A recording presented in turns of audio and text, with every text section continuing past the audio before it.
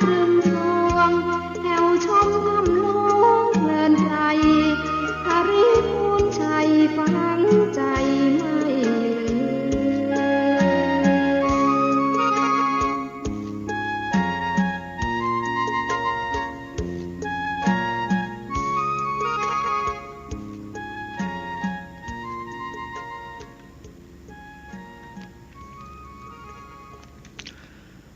ขอความนอบน้อมจงมีแด่องค์สมเด็จพระสัมมาสัมพุทธเจ้าพระองค์นั้นขอนมัสการซึ่งพระธรรมอันเป็นคำสั่งสอนของพระผู้มีพระภาคและนอบน้อมระลึกถึงคุณของพระอริยสงฆ์เจ้าสี่กู้แปดจำพวกถวายความเคารพแด่ครูบาอาจารย์ทุกตนทุกองค์ ลำลึกถึงคุณความดีของบรรดาพระภิกษุสงฆ์ทั้งหลายตลอดจนถึง เจริญสุขสวัสดีข้าบรรดาสาธุชนญาติโยมพุทธบริษัททุกท่าน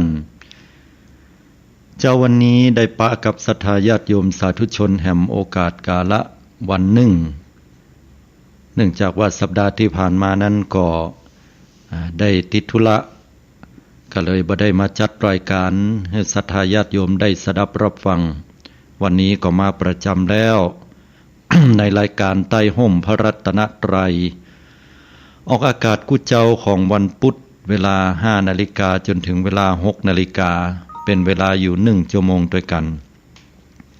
และเหมือนเช่นเคยดำเนินรายการโดยอาตมาภาพนานาลัยอนาลโยซึ่งเจ้าวาดวัดหนองเงือกตำบลแม่แรงอำเภอป่าซางจังหวัดลำพูน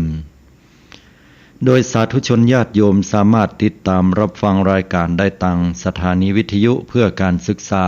พระพุทธศาสนาและวัฒนธรรมคลื่น FM 104.50 เมกะเฮิรตซ์วัดฝ่ายหิน กับอนุโมทนาขอบคุณหลวงพ่อท่านพระครูปริยัติยานุศาสตร์ที่ปรึกษาเจ้าคณะอำเภอเมืองเชียงใหม่และท่านอาจารย์พระครูสมุวิศวัตรวรกิจโจผู้อำนวยการสถานีวิทยุ 104.50 เมกะเฮิรตซ์วัดฝ่ายหินด้วยความเคารพตลอดจนถึงอนุโมทนากับสถานีวิทยุกระจายเสียงคลื่น FM 90.75 เมกะเฮิรตซ์เสียงป่าซางขอบคุณมายังคณะของคุณรัตดาอินตงามที่ได้เอื้อเฟื้อช่วงเวลาดังกล่าวและท่านสามารถติดตามรับฟังได้ทางสถานีวิทยุกระจายเสียงทุกๆคลื่นสถานีที่ทำการลิงก์สัญญาณออกอากาศอยู่ณขณะนี้ต้องขออนุโมทนาขอบคุณกับทางผู้อำนวยการและเจ้าหน้าที่ทุกท่านตลอดจนถึงรับฟังได้ทางช่องทางของ YouTube และการกระจายหรือว่าการเผยแพร่แชร์กันออกไปในส่วนของธรรมะส่วนนี้ก็ขออนุโมทนากับทุกท่านโดย โดยที่สาธุชนญาติโยมสามารถโทรเข้ามาร่วมในช่วงท้ายรายการได้ที่หมายเลขโทรศัพท์064 092 0919 064 092 0919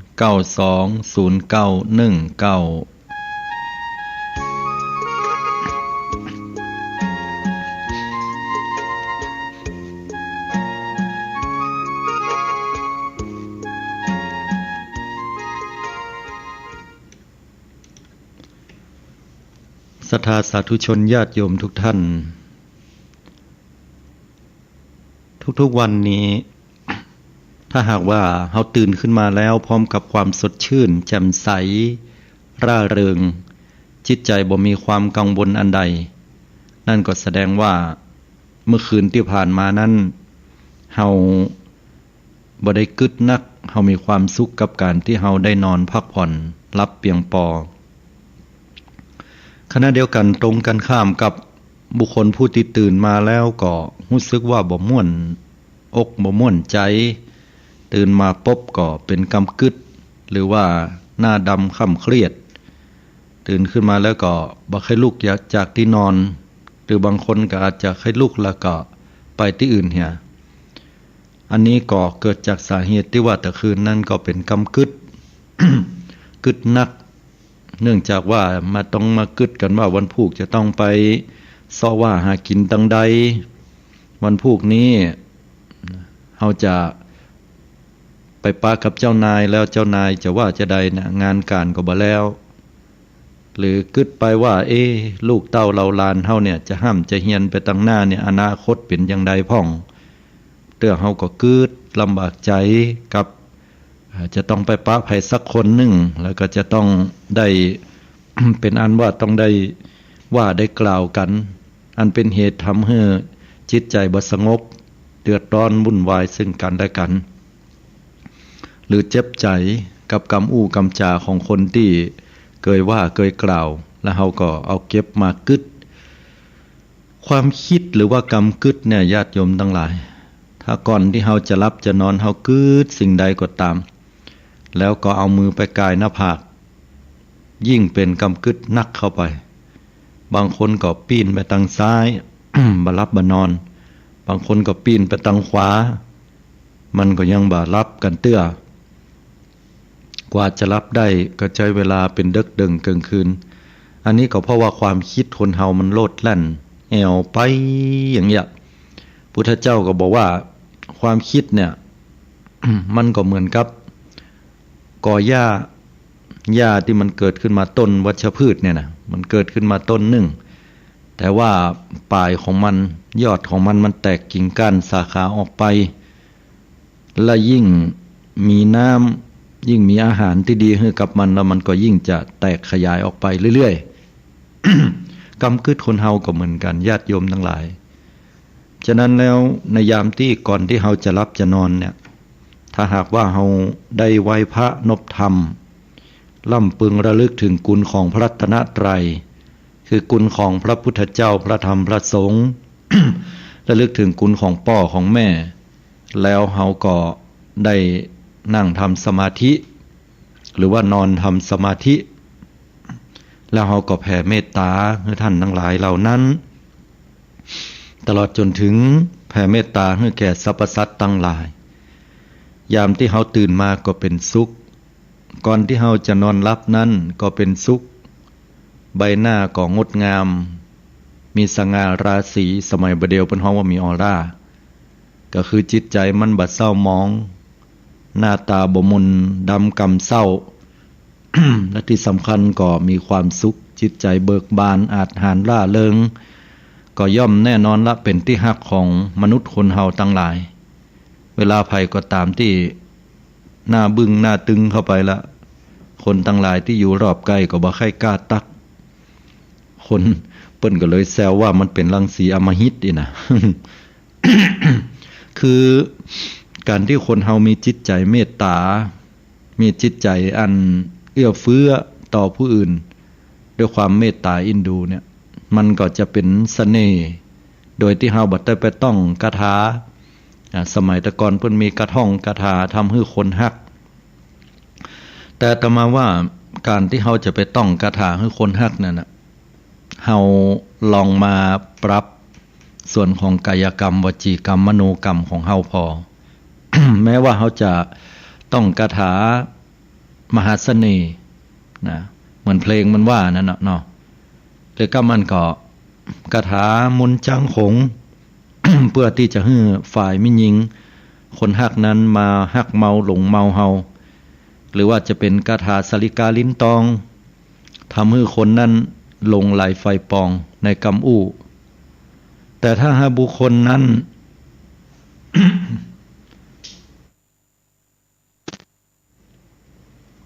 แต่ถ้าหากว่าบุคคลนั้นเนี่ย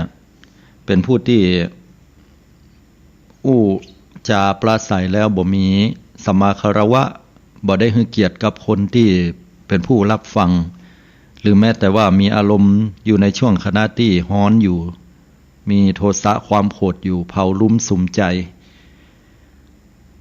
ย่อมจะกล่าวกรรมที่เป็นกรรมอู้อันเผ็ดฮ้อนหรือว่ากรรมอู้ทำให้ผู้อื่นนั้นต้องเดือดร้อนใจมันก็แน่นอนแล้วว่าต่อให้จะต้องคาถามนต์จ้างคงกี่รอบคาถาสาลิกาลิ้นตองกี่กรรมมันก็บ่ตองมันก็บ่เป็นมนต์จ้างคง คนทั้งหลายก็จะหนีออกวุ่นๆ แต่ถ้าเฮาอู้ดีเฮาทำดีแล้วเนี่ยโดยจิตใจที่บริสุทธิ์ผ่องใสต่อให้เฮาจะเป็นคนที่บ่งามต่อให้เฮาจะเป็นคนที่บ่หล่อบ่สวยต่อให้เฮาจะเป็นคนที่รูปร่างขี้เหร่เพียงใดเนี่ยแต่ถ้ากายกรรมเฮาไปบ่ไปเบียดเบียนไผวจีกรรมของเฮานั้นอู้แต่กรรมที่เป็นกรรมแท้เว้นจากกรรมที่มันส่อเสียดผู้อื่นเว้นจากกรรมที่มันอู้กรรมหยาบกรรมคายเว้นจากกรรมที่เพ้อเจ้อหาสาระประโยชน์ชนะบ่ได้ก็จะเป็นที่ละเมาเอาใจของคนทั้งหลายเป็นที่เชื่อถือนับหน้าถือตาได้ ความเมตตาเนี่ยมันเป็นพลังงานอย่างหนึ่งที่เป็นพลังงานแห่งความบริสุทธิ์และเป็นพลังงานแห่งความดีงาม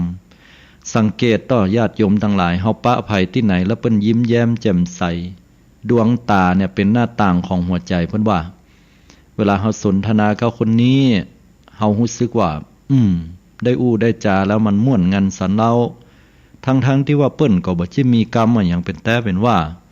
แต่พอได้อู้ได้จาได้ฟังแล้วมันเป็นเสน่ห์อย่างหนึ่งเฮานั้นเคยฟังอยู่ตลอดเวลาเคยปะกับคนเนี้ยอันนี้ก็เพราะว่าเกิดจากจิตใจที่มันดีงามของเปิ้นคนนั้นได้วางจิตใจด้วยความเมตตาปราณีดวงตานั้นก็จะมีแต่ความเมตตาสงสารอินดูรักใคร่ปราศจากความอาฆาตพยาบาทเครียดแค้นชิงชังจองเวรต่อกันแล้วก็กำอู้กำจานะก็เป็นไปในเรื่องของความเมตตาอินดูสงสารยังบุคคลให้ที่แตกจากกันเป็นกลุ่มเป็นเหล่าก็มารวมกันเป็นหนึ่งเดียวทำให้คนที่เปิ้นพิษกันนั่นมาถูกมาฮักมาปองมาเป็นน้ำหนึ่งใจเดียวกันยังมาให้ครอบครัวนั้นเกิดความสมัครสมานสามัคคีเป็นครอบเป็นครัวที่ดีต่อกันอันนี้ก็ล้วนแล้วแต่เป็นกำอู้กำจาที่คนปรารถนาอยากจะรับฟังอยากจะได้ยินทุกคนน่ะบ่มีภัยต่อให้ว่าคนนั้นจะเป็นคนอู้ควานพาซากหรือเป็นคนอู้ที่บ่ม่วนก็ตามแต่โดยธรรมชาติคนเฮาแล้วเนี่ยเฮาจะอู้บ่ม่วนเพียงใดก็ตามโดยธรรมชาติเฮาก็มักจะได้ยินเสียงของคนที่อู้ม่วนให้กับเฮาเป็นเรื่องที่แปลกเนาะญาติโยมทั้งหลายอาจจะด้วยความว่าคนที่เปิ้นอู้ซื่อๆนั้นประดิษฐ์ประดอยกำอู้บ่เก่งเป็นคนที่บ่มีศิลปะวาทะอันอู้ม่วนแต่ก็มีข้อโดดเด่นอยู่อย่างหนึ่งว่าเพิ่นเป็นที่คนที่มีความจริงใจจะอู้อันอย่างสักอย่างหนึ่งนั้นก็บ่มีกรรมเท็จบ่มีกรรมจุร้ายหลอกลวงบ่มีเจตนาที่จะย่าให้ผู้อื่นนั้นได้เดือดร้อนแตกแยกกันอันนี้ก็เป็นแหมแนวหนึ่งที่เรียกว่ามีความจริงใจแต่ว่าอันอย่างก็แล้วแต่ศรัทธาญาติโยมทั้งหลายถ้าหากว่าเฮามีเมตตาต่อผู้อื่นแล้วเนี่ยเฮาจะนึกถึงผู้อื่นว่าเฮาเนี่ยฮักสุขเกลียดทุกข์เฮาบ่ต้องการให้ไผที่มาจี้หน้าด่าว่าเฮาหรือทำให้เฮานั้นได้เดือดร้อนด้วยการกระทำของเขาด้วยทางกายอันมีมือมีตีนนะเป็นต้นว่าจะต้องโดนตบโดนตีโดนต่อยนะโดนเอาคมปากกาก็ดีอันหยังก็ดีเนี่ยมาเป็นเครื่องย่างเฮานั้นได้เดือดร้อนใจทางกายเฮาก็เป็นคนอย่างนั้นแล้วเขาทั้งหลายเหล่านั้นก็ต้องการ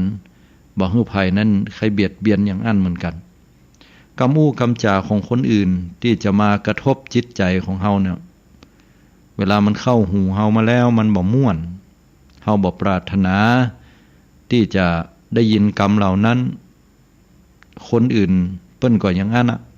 คนรอบตัวเฮาก็ดีคนทั่วไปก็บ่ต้องการได้ยินกรรมอู้กรรมจาที่มันเผ็ดร้อนหรือกรรมที่ไปกระแนะกระแนกรรมอู้ที่ยะให้เปิ้นนั้นต้องเสียดสีว่าย่อว่าหาให้เปิ้นได้เดือดร้อนใจข้อนี้ฉันใดก็เหมือนกันกับเราคนทั้งหลายฉันนั้นเหมือนกันฉะนั้นแล้วคนเฮาเนี่ยพุทธเจ้าเปิ้นว่าอันยังก็ตามเวลาเฮาจะกระทำสิ่งใดลงไปจะอู้สิ่งใดลงไปจะคิดสิ่งใดลงไปเนี่ยเฮาจะต้องนึกถึงตัวเก่าเป็นอันดับแรก แล้วก็ระลึกถึงคนต่อๆไปที่อยู่รอบข้างเพิ่นว่าอย่างนั้นคือหมายความว่าเวลาเฮาจะยี่หยังก็ตามเนี่ยยกตัวอย่างว่าเฮาจะอู้อย่างสักกรรมหนึ่งเฮาจะต้องคิดถึงว่าถ้าเวลาเฮาเนี่ยได้รับฟังกรรมนี้แล้วเฮาจะเป็นทุกข์อย่างใดนะแล้วเฮาจะมีความสุขอย่างใดเฮาก็จะเลือกในการที่จะอู้กับคนรอบข้างฉันนั้นเหมือนกันเนาะกำอู้ดีๆกำอู้ม่วนๆก็เป็นเครื่องละเมาเอาใจนะทำให้คนเฮานั้นมีความฮักใคร่ยินแปลงกันมีความสมัครสมานสามัคคีซึ่งกันและกันทำให้ญาติมิตรนะกลมเกลียวกันทำให้ญาติพี่น้องมีความฮักใคร่ทำให้ที่ทำงานมีความสามัคคีที่ดีทำให้ผู้หลักผู้ใหญ่คนเฒ่าคนแก่เป็นที่นับหน้าถือตาของบรรดาคนหนุ่มกำล่ำก้อมและก็บรรดาสมณพราหมณ์ก็เป็นที่เคารพยินแปลงของบรรดาสาธุชนทั้งหลายโดยเช่นเดียวกัน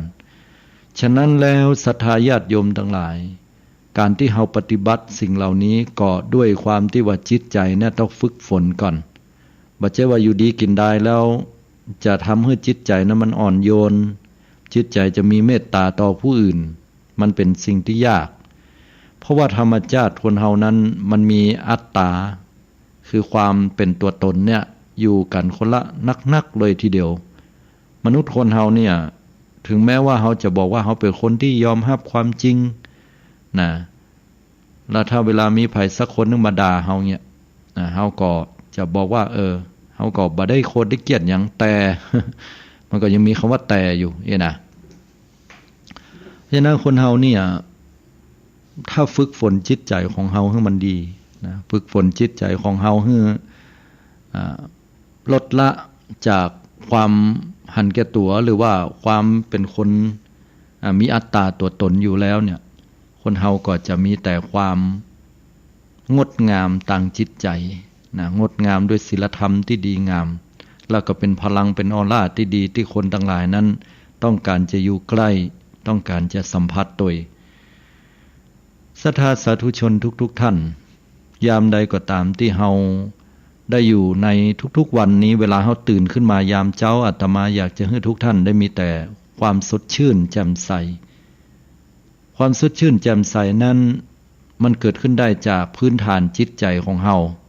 ที่มีแต่ความดีงามมีจิตใจที่สะอาดก่อนที่เฮาจะนอนหลับให้ทุกท่านได้ทำการสะสางล้างส้วยรีเฟรชทำความสะอาดจิตใจของเฮาเนี่ยกำหนึ่งโดยการที่เฮาปลงวางทุกสิ่งทุกอย่างให้ก่อนแม้ว่าเรื่องนั้นมันจะแก้ไขบ่ได้เนาะยกตัวอย่างว่าลูกหลานตานเต้าเนี่ยเฮาต้องการให้เขาเป็นอย่างนั้นแต่ว่าเขาบ่เป็นดังใจแต่ก่อนเนี่ยเขาฟังเฮากะบัดเดียวเฮาเฒ่าเฮาแก่ให้แล้วเขาบ่ฟังเฮาเขาว่าหัวโบราณบ่ทันสมัยบางเตื้อเขาก็จะว่าได้ทรัพย์สินเงินทองมาแล้วเขาบ่แวะมาแอวหาเฮาคนเฒ่าก็น้อยอกมองใจเฮาก็เปลี่ยนตรงนั้นปรับของเฮาเหียกึดแล้วก็เฮาก็ปลงวางลงไปว่ากุสิ่งกุอย่างนั้นมันบ่เที่ยงแท้แน่นอนเหมือนกรรมพระพุทธเจ้าเพิ่นว่าเนาะเฮาก็ปลงวางอย่างอี้ปะกันในที่ทำงานบ่เปิงอกบ่เปิงใจกันเจ้านายกับลูกน้องกับเจ้านายหรือเปื้อนร่วมงานเอาเปรียบซึ่งกันและกันมีพิษมีเถียงกันวันพรุ่งจะต้องไปปะหน้ามันแหมมันยังมาสุดแสนบ่ม่วนใจจะลาออกก็บ่ได้บ่ฮู้ว่าจะไปแยกการแยกงานที่ไหนแหมเฮาก็ควรที่จะปลงวางสิ่งเหล่านี้ก่อนที่จะนอนรับสู่หมอนนั่นน่ะให้เฮาท่านทั้งหลายได้แผ่เมตตาระลึกถึงว่าเราสัตว์ทั้งหลายนั้นก็มีความฮักตัวกลัวตายเหมือนกันเฮาบ่ต้องการให้ไผมาบุบหูตีตาใส่ร้ายป้ายสีเฮาบ่ต้องการให้ไผนั้นมาว่ากล่าวให้เฮาให้หายกับเฮาบ่ต้องการให้ไผอาฆาตชิงชังเกลียดแค้นเฮาฉันใดเนี่ยเฮาเองก็บ่ควรที่จะไปทำร้ายผู้อื่นอย่างนั้นเพราะคนอื่นก็บ่ต้องการให้เฮาไปบุบหูตีตาบ่ต้องการให้เฮาไปว่านินทาว่าร้ายผู้อื่นบ่ต้องการให้เฮานั้นไปอาฆาตพยาบาทจองเวรแม้แต่คนที่เขาฮักก็เหมือนกันเฮาก็บ่ไปทำอย่างนั้น กับคนที่เขาฮักเพราะว่ามันจะเป็นเหตุปัจจัยให้เกิดความชิงชังเครียดแค้นกันอันนี้แหละศรัทธาญาติโยมเฮาก็ก้อยๆปลงวางถ้ามันปลงวางยังบ่ได้เตื้อยังบ่ได้เตื้อเฮาก็พิจารณาถึงว่าคนเฮาอายุบ่ถึง100บ่ถึง100กันต่อให้100ก็มีน้อยที่สุด100แล้วก็ไปไหนมาไหนก็ลำบากละอันนี้ถือว่าเป็นบุญมหาศาลนะคนอายุเป็น100ขึ้นเนี่ยยังอยู่กับลูกกับหลานได้แต่เอามาตรฐานก็แล้วกันสัก80เนี่ยบางคนก็บ่ถึงเนาะบางคนก็เกิน80แต่นับพอแล้วเนี่ยเท่าที่พอเนี่ยเกิน80ขึ้นไปนี่ก็มีเป็นส่วนน้อยถ้า10ส่วนนี่ก็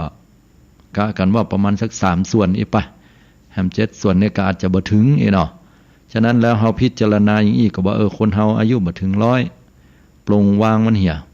จังมันเตอะกึดอย่างนักวันผูกมันก็แจ้งละรับนอนไปวันผูกก็ว่าแห่งกรรมหนึ่งหรือถ้ามันยังละบ่ได้เตื้อละยังบ่ได้เตื้อมันยังกึดอยู่ก็ให้เอากรรมของพระพุทธเจ้าเนี่ยเพิ่นบอกว่าคนเฮาที่แท้แล้วมันบ่มีตัวบ่มีตนนะญาติโยมทั้งหลายมันเป็นเรื่องที่ยากที่จะอธิบายให้ญาติโยมว่าบ่มีตัวบ่มีตนเนี่ยมันเป็นอย่างไรเพราะว่าเฮาก็นั่งอยู่ที่นี่หรอนี่นะนั่งฟังบรรยายอยู่คนบรรยายก็กำลังบรรยายอยู่คนทั้งหลายที่เพิ่นแยกการทั้งนอกเขาก็แยกการไปก็นี่เราเฮาอยู่ที่นี่หรอนี่นะเนี่ยเฮามีเนี่ยเฮายังมีอยู่หรอแล้วว่าบ่มีเฮาเนี่ยมันเป็นไปได้อย่าใดเนาะ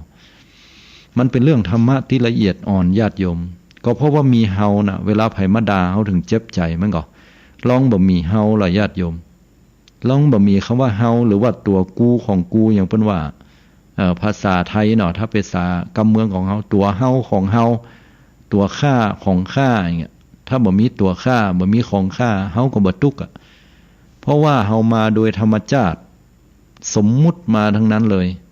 ก็สังเกตต่อญาติโยมทั้งหลายเวลาเฮาเกิดมาเนี่ยเฮาบ่ได้เปียเอาทรัพย์สินเงินทองมาตัวละไผเกิดมาเนี่ยเอาถุงเงินถุงทองออกมาจากท้องพ่อท้องแม่พ่องก็เมียแล้วเฮาจะมาพิษมาเถียงกันเรื่องเงินคำกำก้ากันเสียผลประโยชน์ซึ่งกันและกันเดือดร้อนฆ่าฟันจิรันฟันแตงกันเนี่ยเบียดเบียนกันในที่ทำงานก็ดีพ่อแม่ลูกพิษหัวกันเรื่องมรดกสามีภรรยาอู้บ่เข้ากันเพราะว่าฝ่ายแม่หญิงก็เดือดหัวผัวสหาเงินบ่เก่งอย่างญาติโยมสมมุตินะยกตัวอย่างมันเดือดร้อนมันเดือดร้อนกันก็เฮาลืมไปกะว่าตอนที่เฮาออกจากท้องแม่มาเนี่ยเฮาก็บ่ได้เปียถุงเงินถุงทองมากันสักอย่างบ่มีไผจะเอาตำแหน่งผู้บริหารตำแหน่งนั้นตำแหน่งนี้ออกมาจากท้องแม่ได้เช่นเดียวกันเนาะแล้วเฮาก็มายึดมั่นถือมั่นในตำแหน่งต่างๆเหล่านี้ไว้ยามใดที่ลูกน้องมันบ่ได้ดังใจมาทำตามคำสั่งเฮาก็เป็นโคตรเป็นเกียรติข้าเป็นแผ่วผู้บริหารผู้ใดเดือดร้อนมันต้องฟังลูกน้องมันก็ฟังเฮาอยู่ต่อหน้ามันก็ฟังรับหลังมันจะตั้งกรรมนินทาอย่างใดเฮาก็บ่ฮู้ที่สำคัญก็คือว่าพอเวลาเฮาอายุได้60ปีเปิ้นก็เอาคืนปิกไปแล้วเฮาก็เป็นเพียงแค่คนธรรมดาจนคนบางคนนั้นพอเวลาต้องได้เกษียณออกไปก็ดีหรือพ้นจากตำแหน่งไปก็ดีก็จะมีความรู้สึกที่เจ็บปวดใจรู้สึกว้าเหวเศร้าหมองก็เพราะว่าความยึดมั่นถือมั่นโดยเพิ่นลืมคิดไปหน่อยว่าตอนที่เฮาเกิดมาเนี่ยเฮาบ่ได้เอาออกมาจากท้องแม่หรอสังคมนี่แหละเพิ่นสมมุติเพิ่นยกให้เฮาเพิ่นยกให้เฮาว่าเอาไปเนี่ยเหมือนกับเพิ่นเอาหมวกให้เฮาใบนึงเนาะเอาขึ้นมาเหี่ยพอเอาหมวกใบนี้มาเอากุ๊บใบนี้มาเฮาก็ใส่หมวกใส่กุ๊บแล้วพอใส่แล้วเปิ้นขอคืนเปิ้นว่าฮื้อมาเมินละขอคืนมือเหรออันนี้ของข้ามันทำให้เฮากึดไปในตอนที่เฮาเป็นละอ่อนท่านก็ พอเวลาเปิ้นฮื้อยืมมาอย่างสักอย่างนึงเนี่ยหรือว่าคนใหญ่เปิ้นเอาหมวกก็ดีอย่างก็ดีของเล่นหรืออย่างฮื้อยืมนี่เนาะพอเวลานึงละอ่อนมันก็ลืมตัวไปมันก็บ่ยอมคืนด้วยความบ่มีเหตุผลเพราะละอ่อนก็คือละอ่อนแต่ว่ายึดถือไว้เพราะคิดว่าเนี้ยเป็นของตัวเก่าคนใหญ่จะต้องมาโตเอาแหมกรรมหนึ่งเนี่ยข้อเนี้ยฉันใด คนเฮาหมู่เฮานี่ก็บ่แตกต่างจากความเป็นละอ่อนมีจิตใจอันยึดมั่นถือมั่นเปรียบพระอริยเจ้าจันโสดาบันสกทาอนาคาและพระอรหันตเจ้าเนี่ย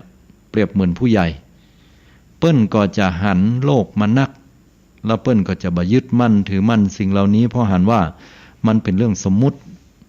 แต่กว่าเฮาจะไปเป็นผู้ใหญ่อย่างนั้นเนี่ยบัดเดี๋ยวนี้เฮาเป็นละอ่อนเฮาพัฒนาแล้วก็ญาติโยม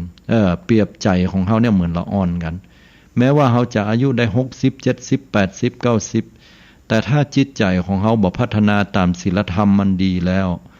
เฮาก็จะหันได้ว่าเฮาเป็นละอ่อนธรรมดานี่แหละญาติโยมทั้งหลายบางคนก็ยังตั้งไข่อยู่แต่ถึงยังได้ก็ตามเฮาก็ก้อยๆเจริญเติบโตขึ้นมาพัฒนาขึ้นมาทีละน้อยละน้อยละน้อยด้วยกันและก้าวไปสู่ความเป็นผู้ใหญ่คือพระอริยเจ้าเฮาจะเข้าใจทุกยุคอย่างที่ว่าจะได้คนเฮาเนี่ยถึงเป็นแค่สมมุติมันบ่ใช่ของแท้อย่างนี้นะมันเป็นเพียงแค่ว่าเฮามายืมร่างกายเนี่ยจิตใจเนี่ยมาสู่อัตภาพความเป็นมนุษย์เนี่ยเฮาเกิดมาจากท้องแม่พ่อแม่เฮาฮื้อกำเนิดขึ้นมาแล้วเฮาก็บ่ได้มีไผมาตวยหรอกบางคนเนี่ยจะเข็นจะฆ่ากันอาตมาเคยหันวัยรุ่นลูกศิษย์ลูกหาเนี่ยไปสอนเขาที่โรงเรียนมันก็นั่งให้เป็นละอ่อนไม่ยิงแต่ด้วยความไข้หูเฮาก็ไปถามว่าเอาเธอให้หยังบ่ลังว่าโดนปัจจัยแกล้งแห่กายนะธรรมชาติปัจจัยมันจังแกล้งไม่ยิงหรอกก่อมใจอย่างเก่าเพื่อนมันบอกให้ฟังว่าแฟนมันมาฮักอกนี่ว่าอ้าวไปฮักอกกันอย่างใดวะอย่างนั้นเนาะถามไปถามมาเป็นว่าฝ่ายปัจจัยไปมีแฟนใหม่พอไปมีแฟนใหม่แล้วฝ่ายไม่ยิงนี่ก็เกิดความเจ็บปวดใจเหลือเกินที่ฝ่ายปัจจัยนั้นฮักอกแล้วก็บ่หันความสำคัญของตัวเก่าทั้งที่ทุ่มเทให้ทุกสิ่งทุกอย่างว่าอย่างเงี้ยนะ อาตมาก็เลยบอกว่าโอ้เธอตอนที่เธอเกิดมาเนี่ยเธอมาตัวไผ่พ่องมาตัวกู้แฝดกะก็บอกว่าบ่ได้เกิดมาเป็นแฝดไผ่เกิดคนเดียวเกิดมาจากต้องพ่อต้องแม่จูงมือแฟนคนนี้มาตัวก่อเฮาก็ว่าอย่าเนาะมันก็ว่าบ่ได้จูงมาต่างคนต่างเกิดคนละพ่อละแม่แล้วก็แล้วเธอจะไปเดือดร้อนมันหยังนะเมื่อมันไปตัวเฮาบ่ได้มันไปกับไม่หญิงอื่นเหี่ยแล้วเฮาก็บ่ต้องไปใส่ใจมันเนาะมันก็ยังอุตส่าห์ตอบมาเฮาว่าก็มันมีคนเดียวเนี่ยมันมีหลายคนคนเนี้ย เฮาก็บอกว่าจะไปอู้อย่างใดมันก็ถึงอ้อมมาตั้งอี้อยู่ดีเนาะจิตใจมันก็เหมือนละอ่อนเนี่ยญาติโยมเหมือนเพิ่นให้ยืมตุ๊กตานึกภาพออกก็ญาติโยมทั้งหลายตอนเฮาเป็นละอ่อนเนี่ยถ้าเป็นละอ่อนมีหญิงเนี่ยเพิ่นเฮาให้ยืมตุ๊กตาไปก่อนไปเล่นนะโอ้มันดีใจแล้วมันก็จะกอดด้วยความไร้เดียงสาของมันถ้าเป็นละอ่อนก็เอาหุ่นยนต์หรือว่ารถแบ็คโฮเนาะที่เป็นของเล่นนะคือมันจะกำไปเล่นกันแต่มันพอมันเล่นม่วนๆอยู่เฮาลองไปขอคืนมันเนาะญาติโยมทั้งหลายไปเดี๋ยวจะปิกบ้านละมาเดี๋ยวขอคืนนะนะขอคืนกับละอ่อนมันบ่ฮื้อนะญาติโยมถ้ามันเล่นม่วนๆอยู่เนี่ยมันบ่คืนฮื้อนะบ่มีเหตุผลนะเพราะอย่างเพราะว่ามันม่วนมันคิดว่ามันเป็นของมันอย่างนี้เฮาเคยประสบกันก็เหมือนกันนะญาติโยมทั้งหลายความฮักที่มีต่อกันเนี่ยแฟนของละอ่อนคนนั้นมันไปมีใหม่แห่แล้วเฮาก็คิดแต่ว่ามันก็บ่ได้มาอยู่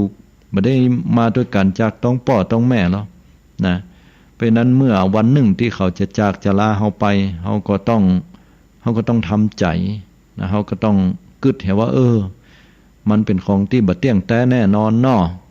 นะแม้แต่ร่างกายจิตใจเนี่ยเวลาตายไปเฮาก็ละไว้เนี่ยรูปเวทนาสัญญาสังขารวิญญาณกายกับใจก็ดับลงที่เนี้ยเวลาตายปุ๊บกับความเกิดขึ้นสังเกตญาติโยมทั้งหลายเวลาเกิดออกมาเนี่ยสิ่งที่จะมาก่อนก็คือลมหายใจเพราะว่าออกจากท้องแม่ออกมาก็ให้แว่เนาะลมเนี่ยออกมาก่อนนะแล้วก็มีความอบอุ่นอยู่ในท้องแม่พอออกมาตั้งนอกมันปวดแสบปวดร้อนเนื่องจากว่าลูกที่เกิดมาใหม่ๆมันตัวน้อยสุมาเตะบ่ใช่ว่าอย่างอื่นเนาะเกิดออกมาจากอวัยวะเพศของแม่เนาะแม่เกิดออกมาเนี่ยสังเกตว่าละอ่อนมันจะตัวน้อยเดียวแล้วก็เหี่ยวยุ่มยิ้มมาอยากก้นมันจะเหี่ยวไว้ นะแล้วก็สายสะดือติดกับหกของแม่เนี่ยอ่อนดึงออกมาแล้วเวลาเปิ้นทำคลอดแล้วเปิ้นก็จะยกเอานะเอาตีนขึ้นมาแล้วก็เอาหัวลงไปตั้งลุ่มดิ่งตั้งลุ่มก็เพื่อที่จะให้น้ำคล่ำหรือว่าสิ่งที่มันค้างอยู่ในคอนะอยู่ในปากของละอ่อนเนี่ยมันไหลออกแล้วละอ่อนนั่นก็ให้ออกมาถ้าไผบ่ให้นี่ก็ถือว่าอาจจะเป็นใบ้ก็ได้ก็พอให้ออกมาแล้วเนี่ยศรัทธาญาติโยมทั้งหลายก็จะหันว่าตัวก็จะเริ่มปองขึ้นอันนี้ก็เพราะว่าธาตุลมนะธาตุไฟก็ให้ความรู้สึกเย็นรู้สึกร้อนละปวดแสบปวดร้อนขึ้นแล้วก็หันว่านะธาตุน้ำนะเลือดก็ไหลเวียนไปและธาตุดินก็คือร่างกายก็เริ่มเจริญเติบโตมาด้วยข้าวด้วยน้ำด้วยการดูแลนมของแม่การประคบประงมเนี่ยเวลาเฮาตายไปเนี่ยศรัทธาญาติโยมกลับกันธาตุลมก็จะดับก่อนเปิ้นเวลาหายใจแอบ พอฟี่ออกไปละลมหายใจสุดท้ายเนี่ยธาตุลมดับก่อนจากนั้นก็ตัวเก่าผ่านไประยะเวลาประมาณครึ่งชั่วโมงตั้งทีละหน่อยไป10นาที20นาที30นาทีไปเรื่อยๆก็จะหันว่าธาตุไฟดับคือตัวเก่าเนี่ยจะเย็นลงเรื่อยๆคนตายเนี่ยจากนั้นธาตุไฟดับไปแล้วธาตุน้ำก็จะดับต่อมาเป็นอันดับที่3พอธาตุน้ำดับเนี่ยมันก็จะมีอาการปองขึ้นแล้วก็ปริแตกออกมาน้ำเลือดน้ำหนองสิ่งต่างๆเนี่ยเหล่านี้น้ำเหลืองก็จะไหลออกมาจากสรีระศพนั้นถ้าบ่ได้มีการฉีดพ่นสภาพการรักษาสภาพศพไว้และสุดท้ายพอเวลาไปเผาแล้วก็จะเหลือแต่กระดูกเหลือแต่ขี้เถ้าอันเป็นธาตุดินธาตุนี้ก็จะดับหรือว่าสลายไปช่วงสุดท้ายอาจจะอยู่ได้เมินหรือบ่เมินนั่นก็แล้วแต่เหตุปัจจัยแห่งกรรมหนึ่งฉะนั้นก็จะหันว่าธาตุดินน้ำลมไฟเนี่ยทุกสิ่งทุกอย่างเกิดขึ้นตั้งอยู่แล้วก็ดับไปจิตใจคนเฮาก็ดับตั้งแต่ตอนที่ลมหายใจสุดท้ายละรูปดับเวทนาสัญญาสังขารวิญญาณโดยเฉพาะวิญญาณความรู้สึกนึกคิดนั่นก็ดับไปก็บ่ใช่ตัวตนของเฮาแล้วเพราะว่าเฮามีสิ่งหนึ่งที่พระพุทธเจ้าบัญญัติว่าคำว่าสิ่งหนึ่งนั่นก็คือสัตตานังหรือว่าสัตว์พุทธเจ้าว่าสัตว์ผู้มีอวิชชาเป็นเครื่องกั้นตัณหาเป็นเครื่องผูกอันนี้เป็นธรรมะเนาะสัตว์คือสิ่งหนึ่งหรือว่าของอย่างหนึ่งที่มันเข้ามายึดในขันธ์ห้าคือรูปกำนามกายกับใจมันมายึดว่าเป็นของเฮาอุปมาเปรียบเทียบไปเหมือนละอ่อนที่มันไปยึดเอาตุ๊กตาเอารถเอาหุ่นยนต์มาเป็นของมันแต่ณวันหนึ่งพอเวลาเปิ้นฮื้อคืนแล้วมันบอกให้คืนสังเกตหมู่เฮาดอกให้คืนก่อนสุดท้ายแล้วเวลาตอนยามเฒ่ายามแก่หรือว่ายามหนุ่มกำล่ำก้อมถึงเวลาที่กรรมมาถึงละจะต้องตายเสี่ยงอายุไขไปแล้วเฮาก็จะบอกว่าบ่อยากจะตายบ่เคยตายบ่มีภัยเคยตายสักคนใครอยู่พอโลกไปใครอยู่แล้วแต่เหตุผลว่าใครจะใครอยู่เพื่อหยังใครอยู่พอโลกไปกำลังเจริญก้าวหน้าโลกกำลังดีหรือว่าอยู่เพื่อลูกเพื่อหลานหรือว่าอยู่ไปเพื่อสร้างบุญญาธิการปรมีอันยังก็แล้วแต่สุดท้ายแล้วคนเฮาฮักตัวเก่าเฮาฮักตัวเก่าฮักตัวกลัวตายกันบ่มีภัยที่ใครตายแต่ถ้าคนที่ใครตายคือสิ้นคิดไปละอยู่ดีกินได้บ่สามารถที่จะอยู่ได้ละโดนหักอกมาก็ดีโรคร้ายก็ดีก็ไปกินยาตายไปผูกแขวนคอตายอันนี้ก็แหมเรื่องหนึ่งที่ว่าคนที่มีสติดีๆหรือคิดได้ดีๆเปิ้นจะบ่ทำกันอย่างนั้นเพราะนั้นสรุปง่ายๆว่ามนุษย์คนเฮานั้นมีความยึดมั่นถือมั่นอัตตาตัวตนอยู่นักพุทธเจ้าเปิ้นให้เฮานั้นลดอัตตาความเป็นตัวตนเหล่านี้โดยวิธีการต่างๆลดละอย่างซึ่งความคิดอันเป็นเหตุทำให้เกิดความทุกข์ก่อนที่เฮาจะนอนลงไปก่อนที่เฮาจะหลับไปเฮาจงปรุงวางทุกสิ่งทุกอย่างไว้ณที่หันกึดเห็นว่าเฮาเดี๋ยวนี้เฮาจะตายละตายก็คือผ่านภพผ่านความรู้สึกที่เฮาจะต้องนอนรับข้ามไปแห่งวันก็เหมือนแห่งภพนึงเหมือนแห่งชาตินึงของเฮาง่ายๆ เฮาก็คิดว่าแฮมชาติหน้าเกิดมาเหมือนเฮาภาธนาเกิดมาชาติหน้าขอให้ได้เป็นคนอย่างงี้ๆน่ะเฮาบ่ต้องรอชาติหน้าแต่อย่างนั้นน่ะตื่นมาเจ้าวันนี้นะญาติโยมบัดเดี๋ยวนี้เกิดใหม่กันคู่คนแล้วนะเฮามีเวลาเต้ากันโดยธรรมชาติฮื้อมา24ชั่วโมงอ่ะบัดเดี๋ยวนี้ไผตื่นก่อนนะมาฟังน้ำฟังธรรมอย่างนี้แล้ววันนี้ขอให้เป็นวันของเฮาขอให้เป็นชาติของเฮาคือทำให้มันมีประโยชน์ที่สุดทำให้มันดีที่สุดมีความสุขที่สุดเมตตาที่สุดให้อภัยได้นักที่สุดแล้วชีวิตเฮาก็จะมีความสุขญาติโยมเฮาลองเปลี่ยนมาเป็นจิตใจที่มันเบิกบาน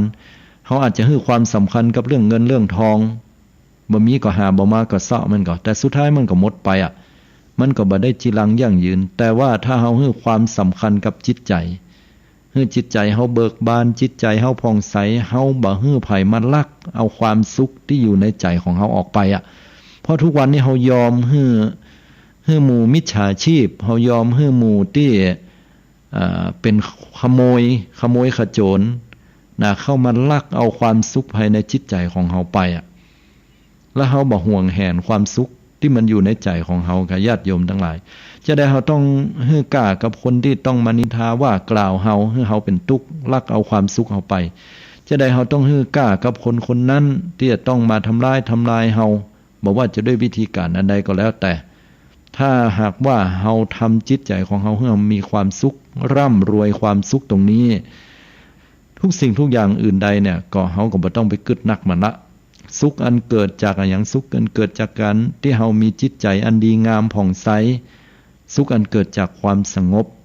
นะสุขอันเกิดจากความสงบที่บ่เร่าร้อนด้วยความโลภความโกรธความหลง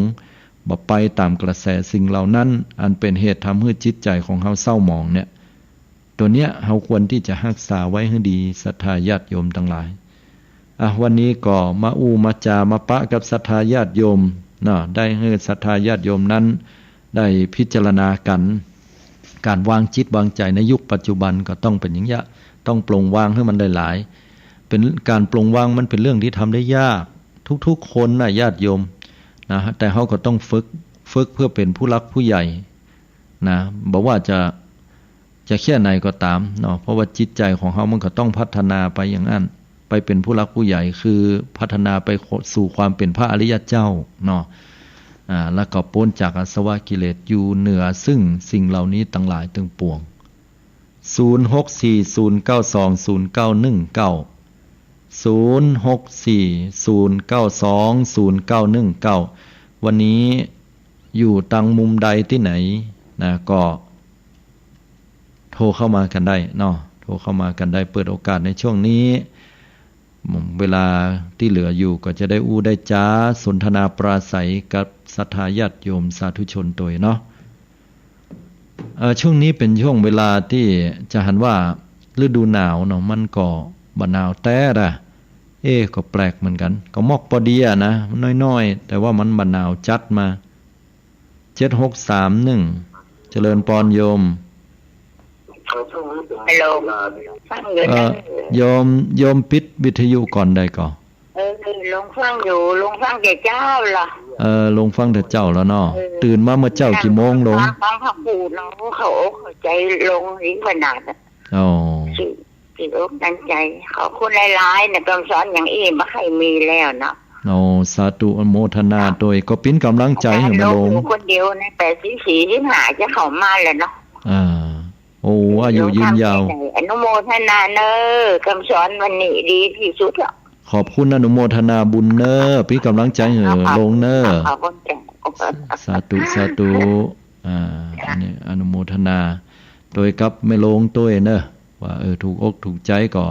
เป็นกำลังใจให้กันก็เหมือนกับอาตมาได้ยิบเอาโอสถติบเนาะมาให้กับท่านทั้งหลายเอายามาให้กับท่านทั้งหลายหรือว่าอาหารเสริมบำรุงร่างกายไป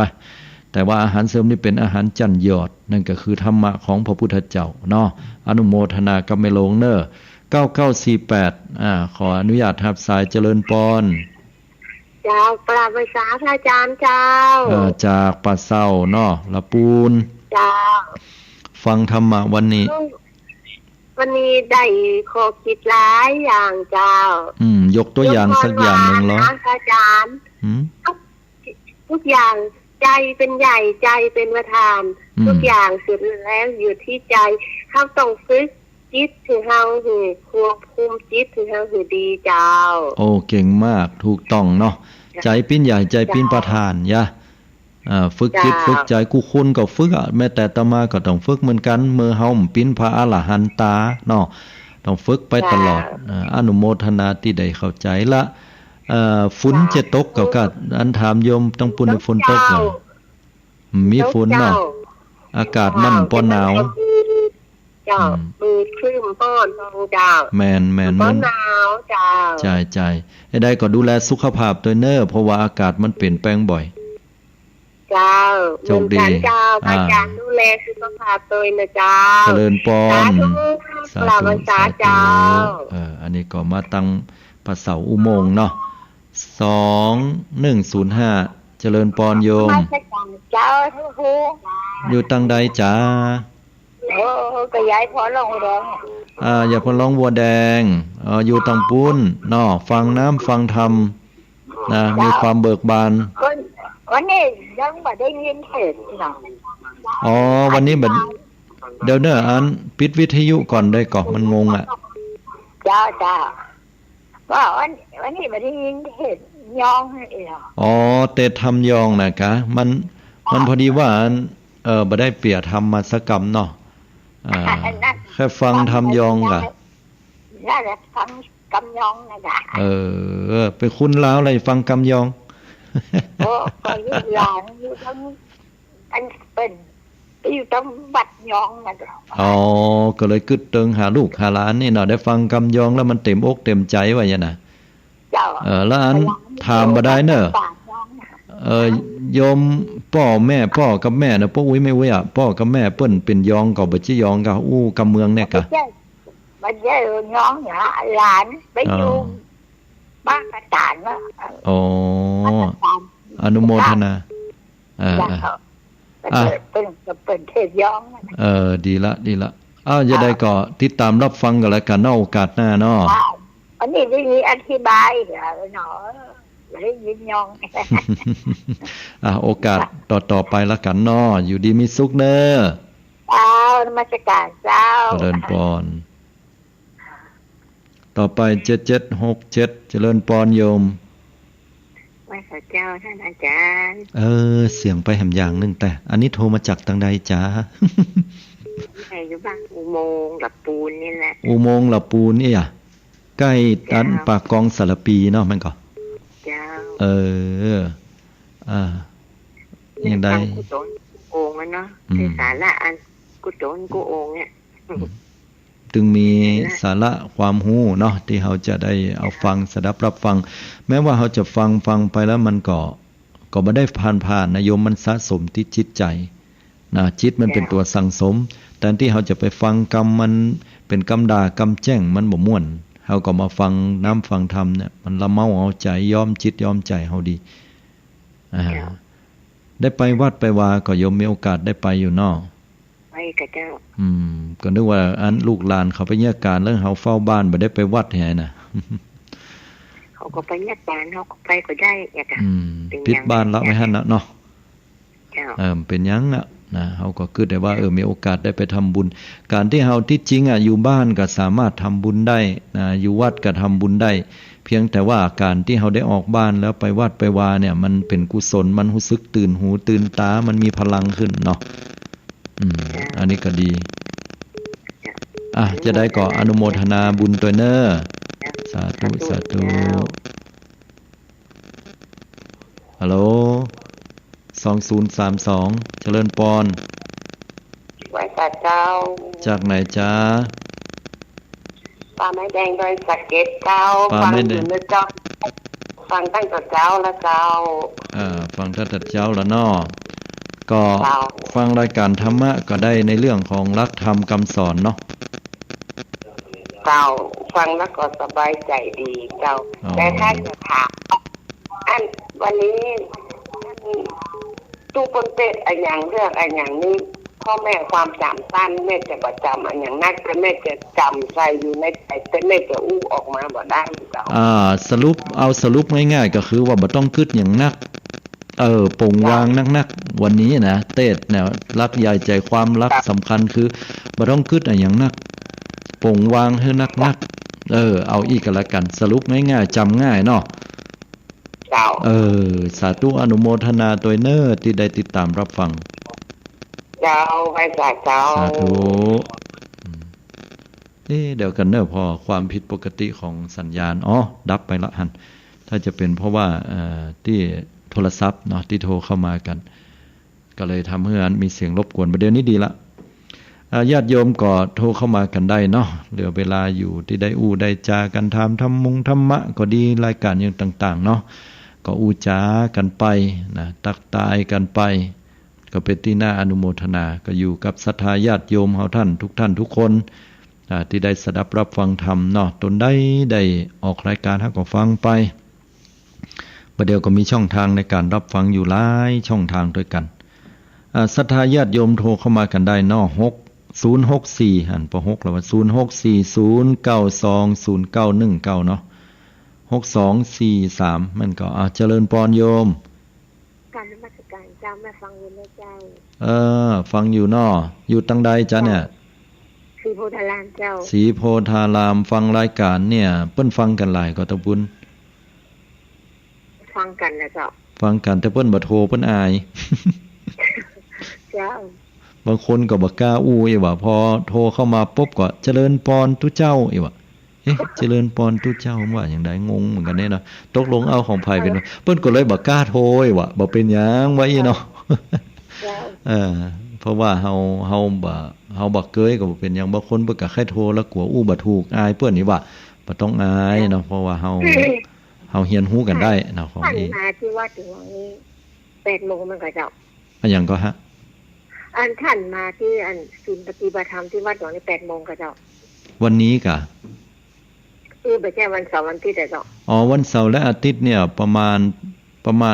9:00 นเริ่มเนาะแต่ว่าไปก่อนเนี่ยอาตมาก็จะสัก 8:00 นนี่ล่ะบ่ใช่เพราะว่าแม่ไปปาใส่ป้าที่บ้านปาเซาแล้วก็ตู้ก่อนรถมาก็จะมาแอวที่วัดพระธาตุกับเสาร์อาทิตย์ล่ะปัจจัยเพราะว่าแม่ไปร้านก๋วยเตี๋ยวหมูตุ๋นนะเจ้าเพราะว่าถ้าว่าจะเข้ามาที่สำนักปฏิบัติธรรมก็เข้ามาได้นะโยมนะก็โทรมาก่อนก็ได้นะโทรมาก่อนก็ได้เนาะเพื่อก็จะได้ปะกันเนาะเจ้าอนุโมทนาเนอะที่ได้โทรเข้ามาเจ้าแม่ฟังของท่านนี่นะมันดีคืออย่างเลยถ้าเราก็ปฏิบัติกับตัวเราได้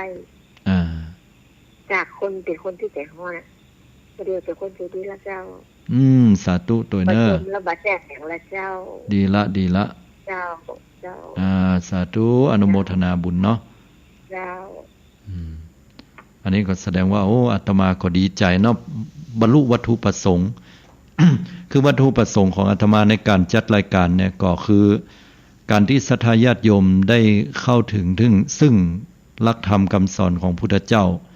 นะตั้งแต่เรื่องของทานเรื่องของการรักษาศีลและการเจริญสมาธิภาวนาเข้าใจหลักธรรมคำสอนของพระพุทธเจ้าสามารถเอาไปใช้ได้เนาะก็ทำให้ญาติโยมนั่นได้ลดละเลิกสิ่งต่างๆหรือว่าบรรเทาซึ่งความโลภโกรธหลงลงไปก็ดีอย่างก็ดีเนี่ยก็ถือว่าบรรลุตามวัตถุประสงค์ที่อาตมาตั้งไว้ละแล้วก็เป้าหมายที่จะนำพาเอาหลักธรรมคำสอนของพระพุทธเจ้าเนี่ยให้ถึงกับศรัทธาญาติโยมส่วนนักแล้วเต้าที่ฟังพอเนี่ยกลุ่มที่ฟังรายการวิทยุจะเป็นผู้สูงวัยมากกว่าเนาะส่วนผู้ที่อยู่ในวัยกลางๆคนหรือว่าละอ่อนนี่ก็บ่ใช่กลุ่มที่จะฟังกันแต่ก็เชื่อว่าคงจะมีอยู่เพียงแต่อาจจะบ่นักเต้าเนาะส่วนนักแล้วก็เป็นกลุ่มของผู้สูงวัยผู้สูงอายุนะซึ่งก็จะได้ฟังน้ำฟังธรรมกันลักษณะนี้บอกว่าจะเป็นการบรรยายธรรมะก็ดีบอกว่าจะเป็นในเรื่องของการเทศธรรมพื้นเมืองล้านนาก็ดีเฮาก็ฟังกัน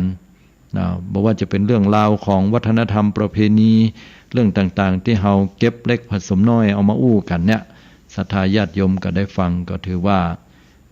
หลักใหญ่ใจความคือการที่ศรัทธาได้ สามารถที่จะเข้าใจตามหลักของพระพุทธเจ้าได้ก็ถือว่าเป็นสิ่งที่บรรลุตามวัตถุประสงค์เป้าหมายที่ตั้งไว้ละเนาะโทรกันเข้ามาได้อยู่เนอะ0640920919เนาะ3215เจริญปรโยมกราบไหว้สาเจ้าท่านอาจารย์โอ้เสียงดังฟังชัดเจ้าฟังตั้งแต่เจ้าแล้วเนอะถ้าเป็นดีเจ้าต้องเป็ดเนี่ยโอ้ลักฟังกันได้แต่เจ้าแล้วเอเตอร์นอมาโทรมาล่ะฟังแต่เจ้านะเจ้าวันนั้นก็กดเบอร์ผิดไปตรงกับท่านอาจารย์พอดีเบอร์ของท่านอาจารย์พอดีกะเป็นยังเข้าใจกันเนาะเจ้าอันที่โทรมาวันนั้นแบบเจ๊กะว่าอยู่ที่ไหนยังมากินลาบโวยๆนะแบบเจ๊กะคนนั้นกะแม่น่ะกะก็แม่น่ะกะอันนั้นโทรหาไผโทรหาลูกเขยกะโทรหานั่นอย่าโทรหาช่างเย็บผ้าแต่เบอร์มันปีนอ่ะของท่านเป็น19อ่ะแล้วของเปิ้ลเป็น91แล้วก็โยมก็นะครับมันกลับกันบัลลังก์ว่ากลับมันก็ซื้อกลับด้วยกันน่ะก็เลยว่าจำผิดจำถูกแต่นะแกเจ้าก็ดีใจที่ได้โทรมาเป็นอย่างเน้อญาติโยมเน้ออนุโมทนาตัวเนาะผิดพลาดเรื่องปกติเนาะสาธุเนาะเจ้ากราบไหว้สาเจ้าสาธุเจ้ากะแซวเล่นกันไปพ่องเนาะที่จริงเปิ้นก็ดีญาติโยมเตื้อโทรมามันกดผิดก็ดีอย่างก็ดีก็บ่เป็นหยังเนาะจะได้ก็ได้ติดตามลำตัวรับฟังกันตะกี้โทรเข้ามาบ่ได้รับสายก็ต้องขออภัยโทรเข้ามาใหม่เนาะก็ยังเหลือเวลาอยู่เนาะ0640920919รายการธรรมะของอาตมาเนี่ยจัดอยู่เพียงแค่วันเดียวเท่านั้นเนาะก็คือวันพุธนะช่วงเวลาเมื่อเจ้าเนี่ย 5:00 นถึง 6:00 นเจ้าเนาะ9200เจริญปรโยมอาจารย์เจ้าพระอาจารย์จากทางใดเนี่ยเราสันปิงเจ้าเราสันปิงโทรมามันประจำเพิ่นแต่เจ้าที่จริงจำได้นะคนฟังเพิ่นจะได้รู้โดยว่าโทรมาจากไหนเอกคุณโยมได้ฟังรายการนี่มาหมื่นหรือยังอ่ะหมื่นนะจ๊ะหมื่นแล้วเนาะประมาณสักกี่ปี2-3 ปีแล้วนะ2-3 ปีเนาะจ้ะก็ติดตามรับฟังอยู่ตลอดเลยจ้ะอันไหนที่ต้องปรับปรุงกันพ่องจะได้บอกยาวไปกะหรือว่าบ่มีเทศพ่องอีกะเทศทำเมืองก็เนี่ยจะเนี่ยจะฟังก็ฟังเข้าใจง่ายอยู่เนาะฟังมาครับธรรมะก็นึกว่าเอาธรรมะชั้นสูงหรือว่าธรรมะที่ลึกซึ้งไปโยมบอกให้เข้าใจก็บ่ได้ใจฟัง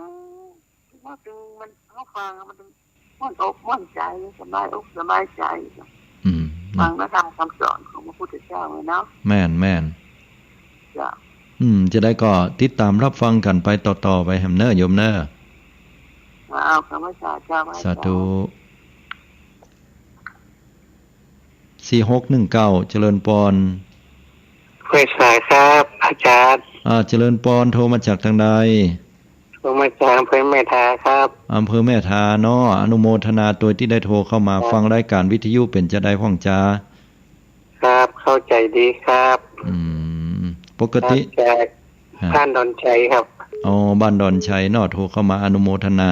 ปกติฟังรายการธรรมะของไผ่ทางใดพ่องฟังตุลุงยองตลอดนะครับ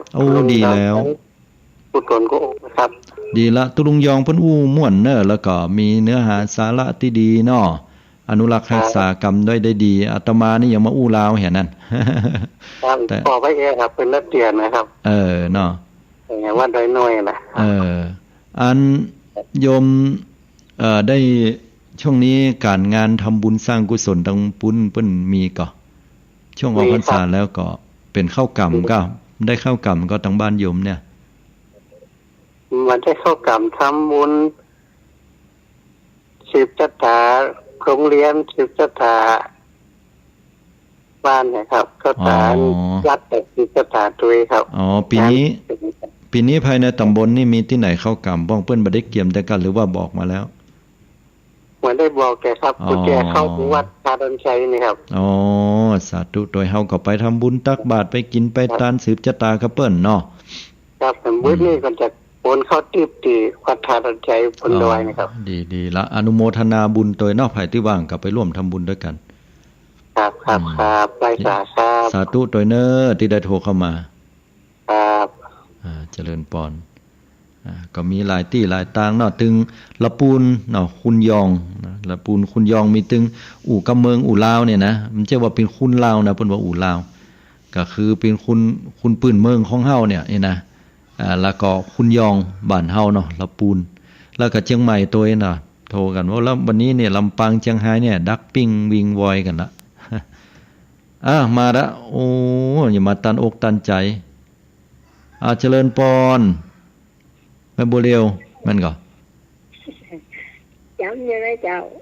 จำได้ฟัง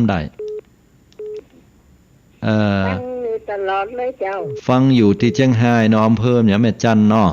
อำเภอแม่จันจ้ะแล้วพุดแล้วจ้ะก็ทางไหนสมมีพุดแล้วนี่ก็ติดธุระเห็นได้มาอันจัดรายการสกรรมวันนี้ได้มาประจำติดหน้านิ่มแน่เดี๋ยวรอติดตามรับฟังเนี่ยจะเตะทำยองอยู่เนาะหรือว่าใครฟังทำยองน่ะอันก็นึกว่าเข้ากายแล้วก็ว่าทำยองมนดีอันให้หมอมันเป็นภาษาบ้านเฮาแมนอันนี้เข้าใจเนาะแต่ว่าบางเตือเฮาก็เปลี่ยนแปลงเปิ้นเฮาว่าอีเหือเปลี่ยนรสชาติถ้าปิ้นแกงหน่อมันล่ำไปก็เจ็บหัวเข่าก็ไอ้เนาะ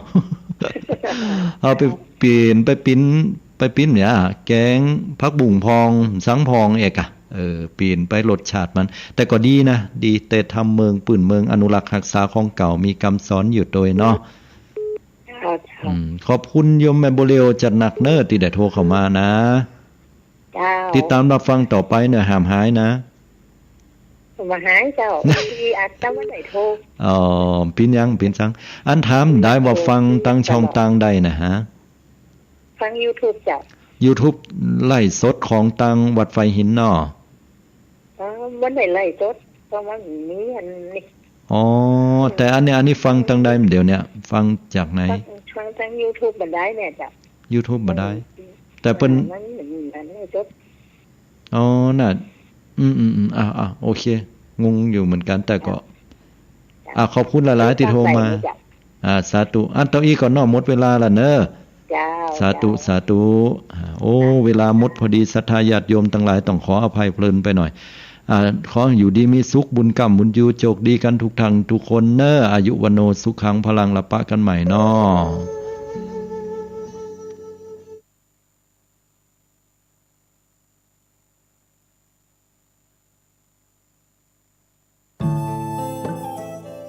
ท่านกำลังติดตามรับฟังสถานีวิทยุ